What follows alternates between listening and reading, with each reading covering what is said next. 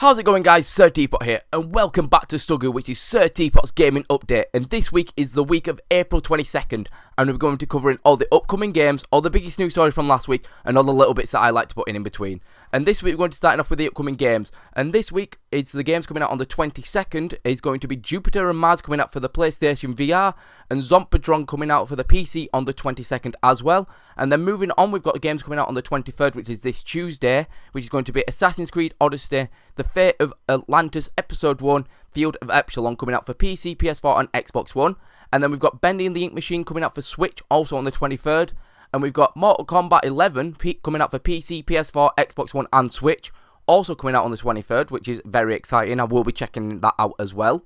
We've got Ageless coming out for PS4, Xbox One and Switch on the 25th. And then we've got Dark Devotion coming out on the PC on the 25th. And we've got Havocado, I'm pretty sure I'm butchering that name, but that's coming out for PC on the 25th as well. And then we've also got Days Gone finally coming out on the 26th of this month, exclusively for the PS4. And moving on from that, we've got the upcoming game to play, which is going to be Days Gone, because this game looks absolutely insane.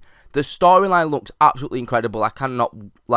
I'm going to be playing this myself at some point in the near future. I just don't have a PS4 at the moment, so I cannot wait to see someone else play it and actually see the story, because the amount of zombies on screen looks absolutely crazy. It looks like you could get upwards of maybe 10,000 zombies on screen at once just chasing you. It looks absolutely incredible. If you haven't seen the trailers for it, I definitely recommend you go watch it. And if you've got a PS4, I'd recommend going to pick up this game, because I think this is going to be maybe the biggest game of the year for PS4. It looks absolutely awesome.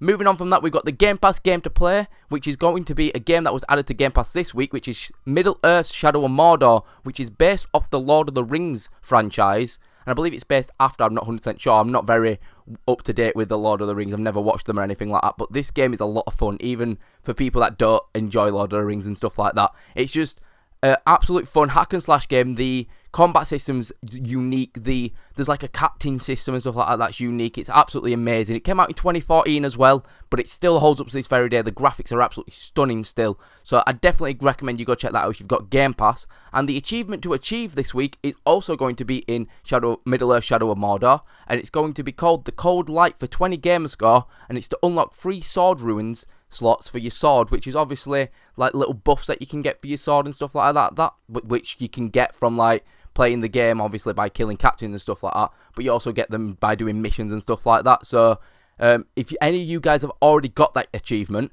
and you want to show me that you've already got it, my Twitter shall be down below in the description, and if you want to use hashtag STGU, I may put your your Xbox name and your Twitter in next week's video at the end of this little section here, and give you a little shout out for getting the achievement.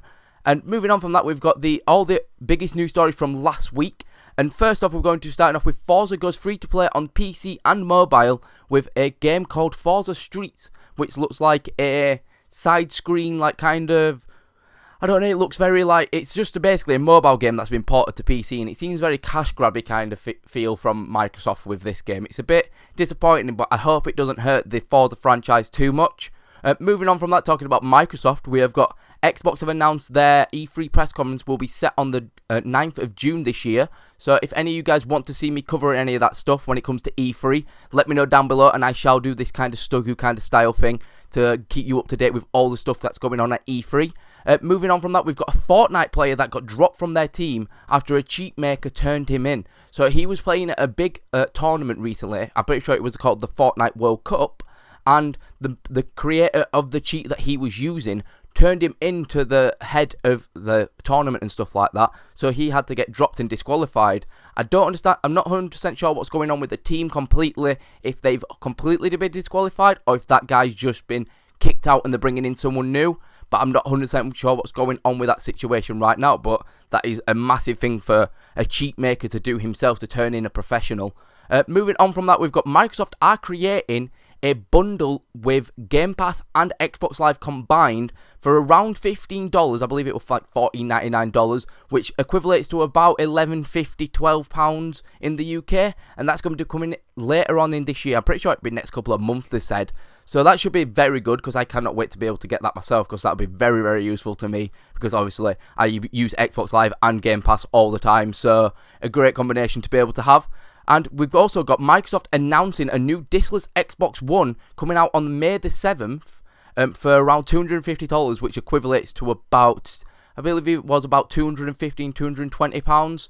So that's not too expensive, but obviously it is discless, so it is only digital games only. But that is perfect for people that don't have this, obviously, and only like use stuff like Game Pass and stuff like that, because then you can just download directly to your Game Pass, from your Game Pass and stuff like that. But obviously you need the internet connection to be able to do that.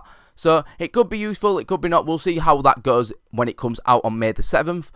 Also, Microsoft have finally casted someone for the Halo TV show to play Master Chief, and his name is called Pablo, I'm going to butcher his last name, Cerebras. I'm pretty sure I'm pretty close with that, but he has been, I'm not 100% sure what he's really done in the past. I had a look, but there was nothing really substantial that I could really say that he'd done in the past, from what I could tell.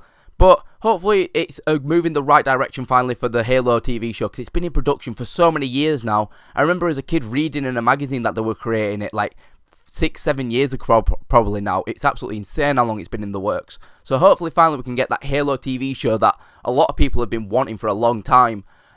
Also, moving on from that, Microsoft have been doing a lot this week. Like, there's been a lot going on. They have also announced that they are making a Minecraft movie in 2022, which is going to be premiered in, which is quite interesting. So, in my eyes, I think that's a really good idea, to be fair, because a lot of people probably like umming and ahhing about that idea, thinking, oh, that's stupid, that'll never work. But I think how a lot of people thought, oh, the Lego movie will never work, it's going to be stupid, and think how awesome that film was in the end. Like, yeah, a lot of people still didn't like it, but a lot of people loved it. It's still a great film. So imagine if they did that kind of style with the Lego movie in a Minecraft film. I reckon that could work really well. So we'll see how that comes out in 2022. I'm actually excited for that, though. I really am.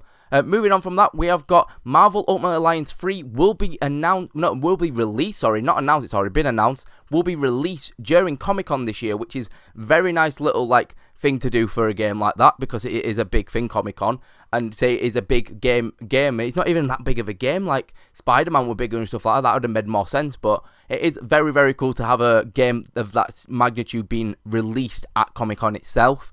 And also, speaking about the World Cup, Fortnite World Cup that I mentioned earlier, more than 1,200 accounts have been banned from Fortnite during just the World Cup itself, which is absolutely insane. It proves how many people are just willing to cheat just to try and win money. Like, I don't understand why people do it. Just play legitimately if you're going to try and win money. If you're not good enough, you're not good enough. It's like shit happens, doesn't it?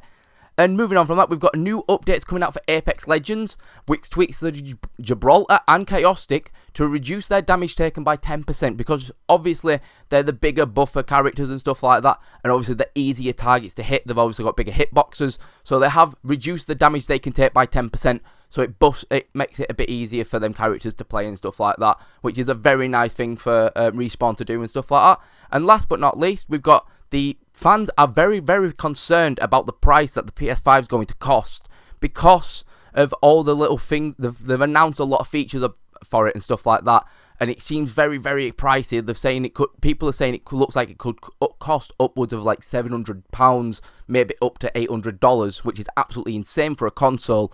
But Sony themselves have come out and said the price will be appealing. That's all they have said. They said it's going to be appealing. That is all. So we shall see when it comes out what they announce the prices at. From what they've said here, I've got a feeling Microsoft will run with this and go, do you know what, we'll make our consoles super cheap then. Well, not super cheap, but cheap, a lot cheaper than what Sony make out their console's going to be like.